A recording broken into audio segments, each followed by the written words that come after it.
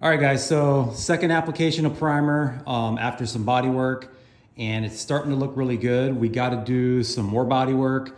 Every time you do like a layer of primer, more stuff reveals itself. So that's just the way it is, but I do have it pretty good. You can see a couple little spots, but for the most part, the panels are starting to look really, really straight.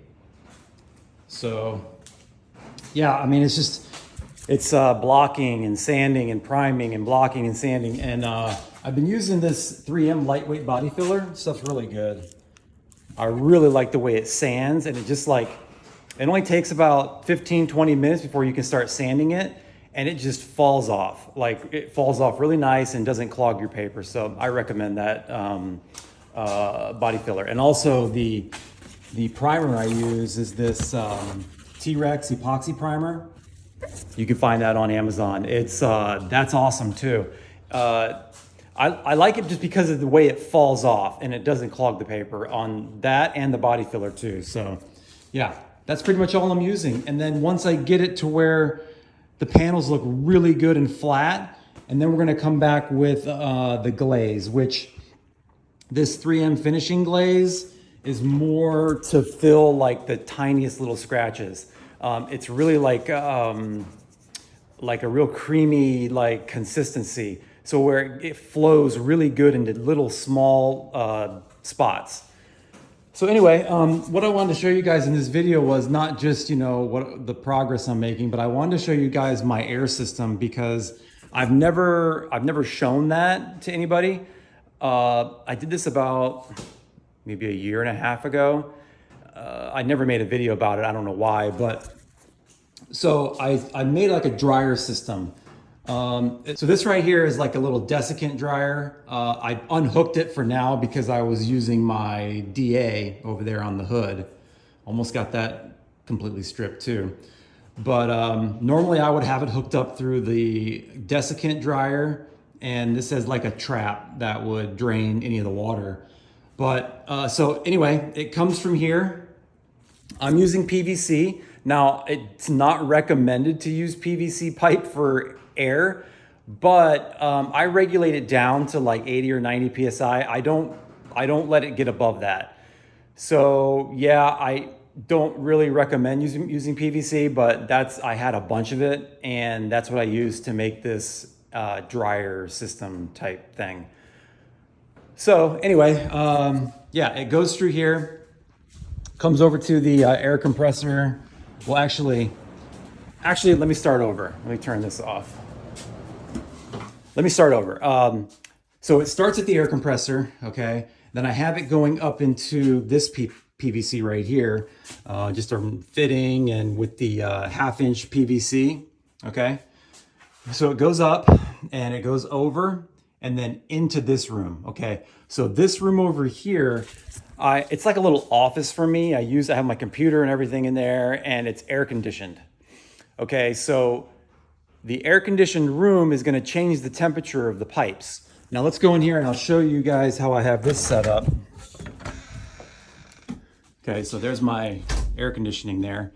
And then you can see I have the PVC, it's the bottom one coming in. And then it goes through these series of loops. Okay, so what's happening is when the air comes in, the air's hot and it's got moisture in it. And then once it hits this cold PVC, it's gonna condense inside the PVC. And the water that condenses on the walls of the PVC is gonna drain down and end up in these traps right here. Okay, so let me break this one open and we'll see if there's any moisture in it right now, because I've been using it for a little while, so let's see. So I'm pretty sure you guys saw that. That was quite a bit of moisture that was trapped in this spot right here. So like I said, it condenses on the walls and then it drains down with gravity, okay? And then the next one is gonna go up and around. And by this time, your air is a little drier than it was here. So then it's gonna hit these walls of the PVC, which is gonna be also cold, and it's gonna condense. So let's see how much water's in this one. Almost none. Maybe just just a little bit, okay? So most of the water got trapped in the first one. All right, so let's go to the third one here. And hardly anything, okay? So after it goes through those coils, it's gonna then go up here and right out the top, okay? And then we'll go over here to where it comes out.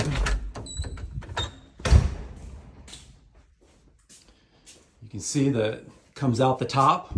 So after it's gone through all the coils, comes up and goes out the top, over here, around, and then into the wall there, through to the other side of the building.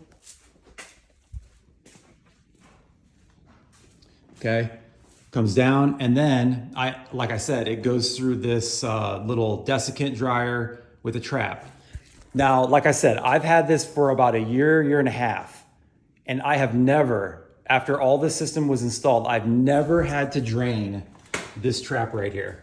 Okay, it's never gotten this far.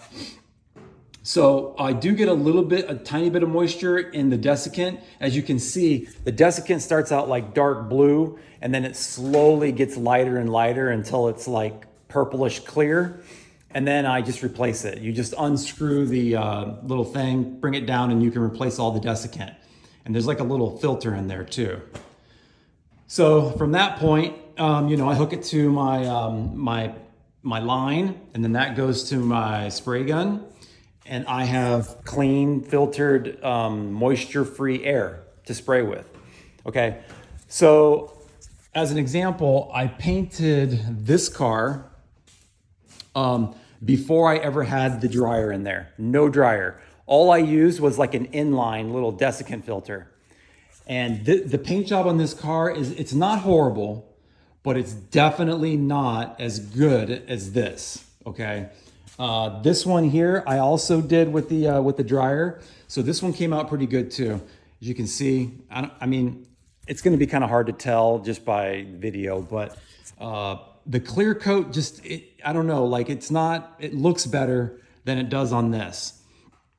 Black is like, my first car I ever painted was black, that was a big mistake. Black is the hardest color to paint. I should have painted white first to get practice, but I mean, like I said, this came out okay. The problem is I got a lot of bad areas. I don't know if you see it or not. Like this is all fisheye, okay? This is and that's kind of from like moisture and dirt in your air supply, okay? What else? I mean, again, this car came out pretty good. But this is my race car. I don't care. The hood's peeling, like it's bubbling in some spots.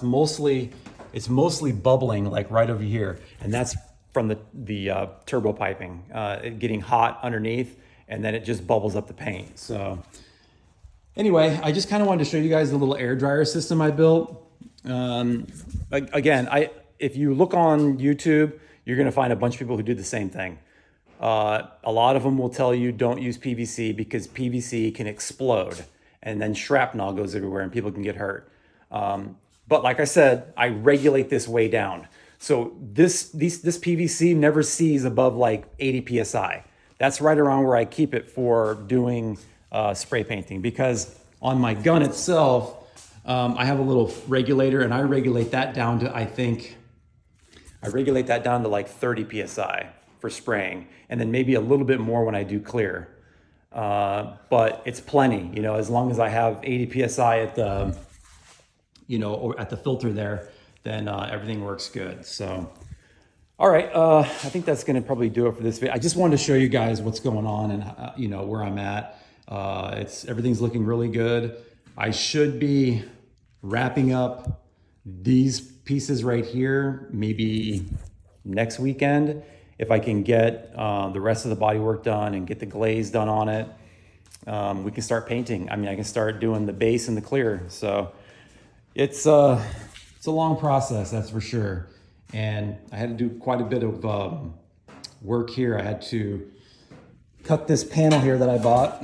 Okay, there was this amount of rust that I cut out there. This panel is right there. So that was all I had to replace all that, welded it in, and this has all been body worked over, and it came out pretty good. It looks really nice. I mean, you can't really tell that this entire section here was replaced.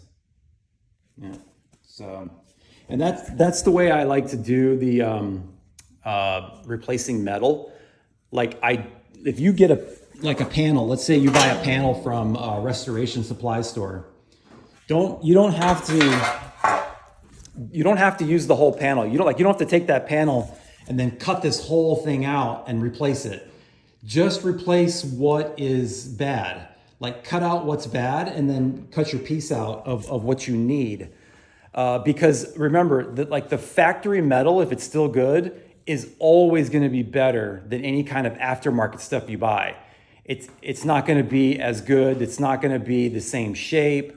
And everything is not going to bolt to your car the same way it would if you had the factory, you know, the factory crimp and the factory holes and all that. See, I would have had to replace all that. I would have had to do all the holes, and it would have been way more work if I would have tried to cut the whole panel out and just replace it like that. Okay. So I learned that on another YouTube channel. Just use what you need. Only cut out the bad part. And then you can save your panel in case we need it for something else. I still have to do the doors.